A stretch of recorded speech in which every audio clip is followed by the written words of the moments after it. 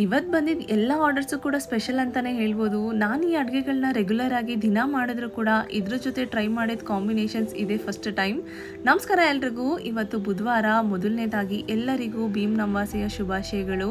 And ಇವತ್ತು ಮಧ್ಯಾಹ್ನ ಲಂಚ್ಗೆ ಒಂದು ಆರ್ಡರ್ ಇತ್ತು. ಅದು ಕೂಡ ನಾನು ಲಾಸ್ಟ್ ಮೂಮೆಂಟಲ್ಲಿ ಕನ್ಫರ್ಮ್ ಮಾಡಿದ್ದು ಕಸ್ಟಮರ್ಗೆ. ಯಾಕಂದರೆ ಅವ್ರಿಗೆ ಬೇಕಾಗಿದ್ದು ಬೋಟಿ ಗೊಜ್ಜು. ಹಿಂದಿನ ದಿನವೇ ಕಾಲ್ ಮಾಡಿದರು. ಅವ್ರು ಆರ್ಡರ್ ಮಾಡ್ತಾ ಇರೋದು ಅವ್ರ ತಂಗಿಗೋಸ್ಕರ. ಅವರು ಬಾಣಂತಿ ಅಂತೆ.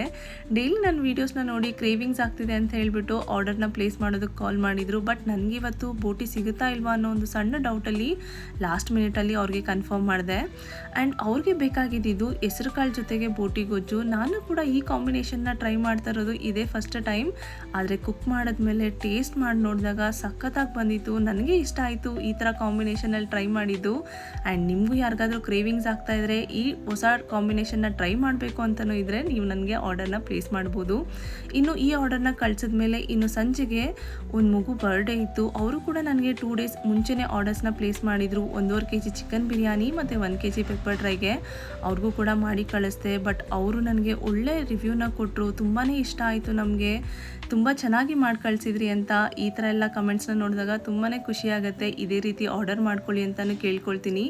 ಇನ್ನು ಇದನ್ನು ಕಳಿಸಿದ್ಮೇಲೆ ನನ್ನ ರೆಗ್ಯುಲರ್ ಕಸ್ಟಮರ್ ಒಬ್ಬರು 1 kg ಕೈಮಾಗೆ ಮತ್ತು 2 kg ಚಿಕನ್ ಸುಕ್ಕಾಗೂ ಕೂಡ ಆರ್ಡರ್ ಕೊಟ್ಟಿದ್ರು. ಜೊತೆಗೆ ಗೀ ರೈಸ್ನ ಆರ್ಡರ್ ಮಾಡ್ಕೊಂಡಿದ್ರು. ಎಲ್ಲನೂ ಕೂಡ ಲಾಸ್ಟ್ ಮಿನಿಟ್ ಆರ್ಡರ್ಸ್ ಆಗಿದ್ರು ಕಸ್ಟಮರ್ಸ್ಗೆ ಡಿಸಪಾಯಿಂಟ್ ಮಾಡಬಾರ್ದು ಅಂತ ಅಂದ್ಬಿಟ್ಟು ಅವ್ರು ಕೇಳಿದ ಕಾಂಬಿನೇಷನಲ್ಲಿ ಇವತ್ತು ಇದ್ಕಿದವರೇ ಕಳಾಕ್ಬಿಟ್ಟು ಕೈಮಾನ ಮಾಡಿ ಕೊಟ್ಟಿದ್ದೆ. ತುಂಬಾ ಇಷ್ಟಪಟ್ಟರು.